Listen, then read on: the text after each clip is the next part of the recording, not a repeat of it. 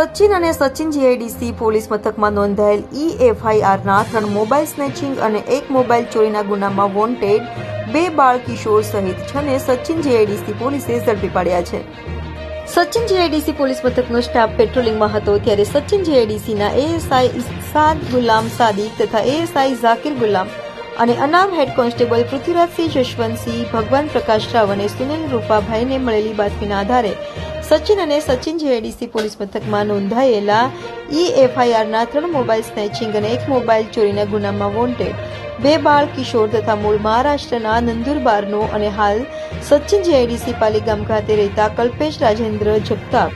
મૂળ યુપીનો અને હાલ સચિનમાં રહેતો રવિ કિશનલાલ તિવારી અને સત્યમસિંહ ઇન્દ્રબહાદુરસિંહ રાજપૂત તથા મૂળ રાજસ્થાનના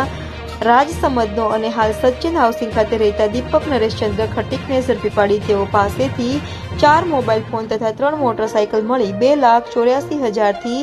વધુની મત્તા કબજે કરી તમામ વિરુદ્ધ કાયદેસરની કાર્યવાહી હાથ ધરી હતી।